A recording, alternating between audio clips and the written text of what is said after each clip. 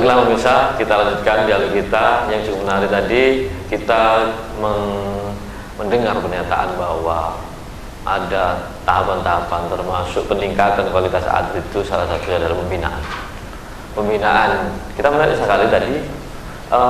Tahun kemarin memang Persib tidak ada suaranya. Iya, betul. Bahkan 10 tahun terakhir Persib tidak ada gaung. Betul. Akhirnya para supporter beralih kepada klub-klub yang mereka suka. Ada di luar kota, tentu saja, bahkan klub-klub luar negeri menjadi idola mereka. Iya. Padahal di Jember bisa untuk menghasilkan klub yang besar dan kuat. Pembinaan seperti apa kemarin? Jadi gini, ini memang sebuah tantangan berat. Bukan hanya tantangan berat bagi kami, tapi tantangan berat bagi kita semua, para pecinta bola maupun pecinta olahraga, terutama tantangan berat bagi Pemkab, para pengurus maupun pelaku. Karena kalau kita bicara olahraga tidak bisa hanya bertanggung jawab kepada kami sendiri, karena ini adalah tanggung jawab bersama. Untuk membuat sebuah klub yang sangat besar, katakanlah seperti Arema, itu butuh tahapan-tahapan. Seperti kita ketahui bersama sejarahnya, Persid itu ketika di zaman Pak Samsul sudah akan masuk kepada Liga Utama. Kalau sekarang ISL, hanya mungkin karena waktu itu kalah peringkat sehingga lebih dahulu kepada Bojonegoro. Semenjak itu Persid mengalami degradasi. Artinya degradasi dalam artian bahwa politik sangat mempengaruhi bola. Kebijakan bupati, pemerintah daerah ketika tidak mensupport, akhirnya akan membuat bola juga mati suri. Itu kendala. Itu harus kita pahami bersama. Baru di era 3 tahun setelah pemerintahan baru terbentuk setelah Pak Samsul, ada mulai pembinaan karena memang APBD tidak memungkinkan untuk bisa membentuk sebuah klub profesional karena persyaratan sudah tidak boleh mendapatkan bantuan. Akhirnya waktu itu pemerintah memberikan kebijakan bahwa kita tidak usah membentuk klub profesional dulu, tapi bagaimana mencetak pemain-pemain yang bisa dianggap bisa dipakai oleh klub nasional seperti itu, sambil pembangunan infrastruktur kita selesai. Salah satunya mungkin JSG ini, dimana kalau rata-rata setiap infrastruktur yang ada di daerah pasti akan diikuti dengan prestasi. Misalkan kita punya kolam renang yang bagus, pasti nanti banyak siswa-siswa yang akan belajar renang. Kita punya sepak bola, pasti di situ otomatis di daerah sekitar akan banyak melahirkan pemain sepak bola. Itu konsep yang sangat sederhana. Tentu nanti ke depan kita berharap dukungan dari Pemkab, bukan dukungan, tapi kami bagaimana bersinergi dengan Pemkab bisa mewujudkan. Saya kira persatuan ini yang lebih penting. Betul. Jadi masyarakat di semua elemen dan stakeholder itu sangat penting. Kenapa? Dan persatuan itu bisa terbentuk karena kepercayaan. Betul. Publik tidak akan percaya ketika yang terjadi adalah dagelan-dagelan, permainan-permainan, bagaimana mengikuti kompetisi maksud saya, itu justru menjadi dipermainkan dan terkalahkan. Kualitas wasitnya, kualitas manajernya, akuntabilitasnya dan segala macam ini juga menentukan. Ada orang yang salah satu tokoh mengatakan untuk bisa menciptakan klub bola yang besar cukup tanpa harus bantuan dengan pemerintah, dan itu bisa dilakukan dengan dukungan dari masyarakat. Bagaimana dukungan masyarakat itu dan ternyata memang dari hasil pendekatan yang bagus di masyarakat, kepercayaan. Apakah KONI target di akhir 2018 nantinya bisa ada harapan bagi publik Jember bahwa Jember memiliki 3 klub besar dan memang sudah bisa diandalkan dan memiliki supporter yang militan. Iya. Karena begitu. Ya, tentu rasa optimis rasa ini tetap harus ada. Tetap harus ada, walaupun optimis kadang harus disertai dengan kerja keras dan memang tidak mudah untuk mewujudkan keinginan seperti itu. Makanya seperti yang saya sampaikan tadi, perlu kerjasama, perlu dukungan dari semua pihak untuk membangun sebuah klub yang besar, yang dicintai. Seperti yang Mas Simak sampaikan, ada trust buildingnya, ada membangun kepercayaan ke publik bahwa ini loh perlu kita dukung. Seperti saya sampaikan tadi, sebuah klub profesional tidak didukung oleh pendukung yang fanatis, mereka datang membeli tiket, ini akan menjadikan kontribusi buat pengelolaan klub seperti itu. Namun jalan seperti ini perlu artinya perlu proses. Tapi saya optimis, terutama di sepak bola, walaupun KONI tidak bersentuhan langsung, tapi kami bisa memfasilitasi melalui PSSI bagaimana arah PSSI ke depan ini lebih profesional dalam pembinaannya. Anda menekankan mengumpulkan para kandidat calon ketua PSSI Askap Jember. Iya, betul. Apa yang Anda sampaikan kepada mereka? Jadi tidak ada yang kami sampaikan, hanya membangun komunikasi. Menyamakan persepsi bahwa kita kepentingannya adalah bagaimana membangun daerah bersama-sama, tidak harus selalu ada kepentingan siapa yang menang harus menggeser siapa, tidak, tetapi bagaimana yang menang bisa merangkul. Ya, ada di situ kalangan muda, ada politisi, mungkin ada pengusaha. Seperti saya sampaikan, tidak mungkin kita bisa membangun suatu pembinaan olahraga yang berprestasi hanya dengan bermodal sendiri, tapi butuh dukungan dari semua elemen. Seperti itu, Mas. Iya, kadangkala mereka masuk di organisasi besar itu karena memang ingin mencari penghasilan di sana. Ya, betul. Apakah Anda sampaikan itu? Juga saya sampaikan bahwa tahun 2017 ini malah PSSI tidak mendapatkan bantuan APBD, tetapi bantuan yang akan mereka terima melalui KONI.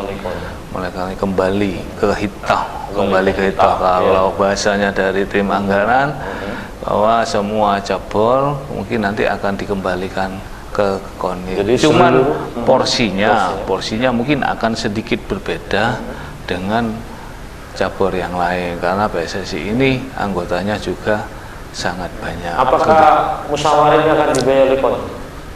Kalau pembiaya tidak, kita fasilitasi, karena nanti peserta, artinya pemimpin sidang langsung dari PSSI provinsi. Ya, karena artinya statuta yang ada di PSSI seperti itu. Ya, okay. Atau 80 sampai 81 kalau diperkirakan adalah klub yang berhak memberikan suaranya untuk memilih ketua PSSI. Kondisi klub seperti apa? Kondisi klub yang ada di Jember sudah seperti apa menurut Anda? Jadi gini, di PSSI itu ada divisi utama, divisi 1.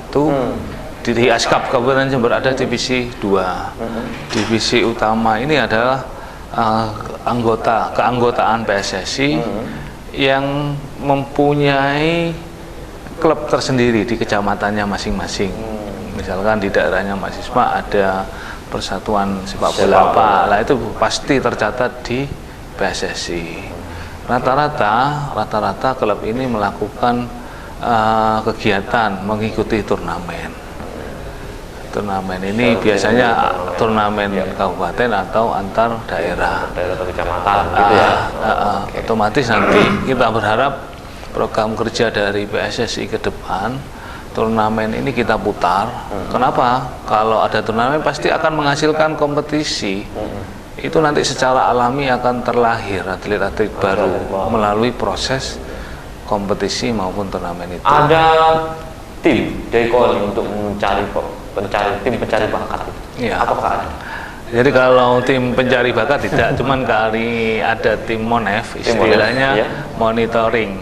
Misalkan dari anak SD ini sudah juara tenis, otomatis kami pantau dalam artian perkembangannya termasuk pendidikannya, Mas Isma. Ini yang perlu kita sampaikan bahwa sekarang atlet-atlet yang ada di Kabupaten Jember ini sudah yang terutama yang ada di SMP dan SMA itu sudah bisa masuk tanpa melalui tes. Ada seleksi khusus melalui tes cabur. Misalkan di SMP 7 itu rata-rata mereka adalah atlet dari semua cabur. Di SMA 4 itu ada tenis lapangan dan renang. Ini ada perbedaan nggak kewenangannya nanti? KONI memberikan pembinaan atlet di luar pendidikan atau di luar lembaga pendidikan. Kemudian Kanpora memberikan pembinaan atlet-atlet yang berprestasi melalui jalur-jalur pendidikan. Seperti itu. Jadi gini, mungkin fungsi Kanpora dan KONI. Kalau Kanpora sendiri adalah struktur langsung di bawah Pemkab, sementara KONI adalah keorganisasian, sehingga tentu otomatis kalau diibaratkan lembaga pemerintahan ini adalah bupati dan dewan. Tapi kami harus bisa bersinergi, bisa bekerja sama, bisa mengambil peran masing-masing, karena di Kanpora sendiri lebih banyak kepada olahraga di luar prestasi, termasuk juga prestasi, cuman rata-rata berada di bawah anak umur 18 tahun. Walaupun rata-rata atlet-atlet yang berada di bawah 18 tahun juga berada di bawah naungan KONI, seperti itu. Jadi mungkin ada pemilihan khusus. Jadi siswa yang berprestasi dan ikut ke kompetisi di luar bisa jadi ikut KONI. Oh iya, rata-rata mereka juga bisa ikut jadi KONI. Oleh Kanpora begitu. Bisa. Oh baiklah. Itu tadi yang menarik adalah tentang juga masa depan PSSI. Lagi-lagi PSSI ini yang sangat sudah sekarang jadi bahasan publik PSSI. Koridor apa dalam musyawarah ini nanti yang harus dicapai? Yang harus dicapai oleh PSSI dalam bermusyawarah ini apa? Jadi bukan koridor, kalau mungkin saya bisa sampaikan kesepahaman. Karena di PSSI sendiri selain memilih ketua umum itu ada memilih eksekutif komite. Katakanlah kalau bahasa umumnya ini memilih bupati, exco ini lembaga dewannya. Jadi mungkin saya memprediksikan nanti akan berbagi peran. Ketika orang ini mampu dalam hal teknis, misalkan dia punya pengalaman pelatih, ya kita berikan posisi sebagai pelatih. Seperti itu. Saja harus terjadi sinergi dan terus. Harus seperti itu. Persatuan ini nggak bisa sendiri. Tidak bisa. Bisa jadi macet ini organisasi. Betul. Iya, kira itu. Pak Alim, yang terakhir, Anda sudah mengumpulkan 4 kandidat. Iya. Anda sudah bisa memberikan warning tertentu pada pelaksanaan musyawarah ini. Iya. Satu lagi nih yang penting. Apakah kalau di sana dalam musyawarah itu diwarnai oleh money politik seperti itu? Iya. Harus bagaimana, Pak? Jadi gini, bahkan kami juga sempat menyampaikan bukan hanya kepada kandidat, tetapi juga kepada pemilih. Kalau di PSSI istilahnya voter, pilihlah sesuai hati nurani, karena ini adalah untuk kepentingan mereka sendiri. Yang personal nantinya. Betul. Jadi jangan hanya memilih karena kepentingan sesaat. Karena kepentingan sesaat mereka juga akan diambil manfaatnya. Tetapi bagaimana memilih demi keutuhan organisasi, demi kemajuan sepak bola Kabupaten Jember. Jangan sampai malah bola ini menjadi diperdagangkan. Kalau memang menuju industri itu yang diharapkan. Jadi keterlibatan stakeholder dan masyarakat sangat luas, dan itu akan menimbulkan supporter-supporter militansi bagi kemandirian ataupun juga bagi keberhasilan tim-tim sepak bola menuju langkah-langkah nasional, kemudian menjadi prestasi nasional bahkan internasional. Terima kasih Mas Halid. Terima kasih sama-sama dan mengganggu kesibukan Anda. Kita akan bertemu lagi dalam sesi selanjutnya. Pemirsa Satu TV, kita akhiri dulu dialog kita kali ini Kupas Tuntas bersatu dalam topik KONI, masa depan keolahragaan nasional di Kabupaten Jember. Kita akhiri dan kita bertemu lagi di sesi yang selanjutnya. Ada topik-topik yang menarik berikutnya. Saya undur diri selaku pembawa acara. Mohon maaf apabila ada kekurangan. Billahi taufiq wal hidayah. Assalamualaikum warahmatullahi wabarakatuh. Salam Satu TV.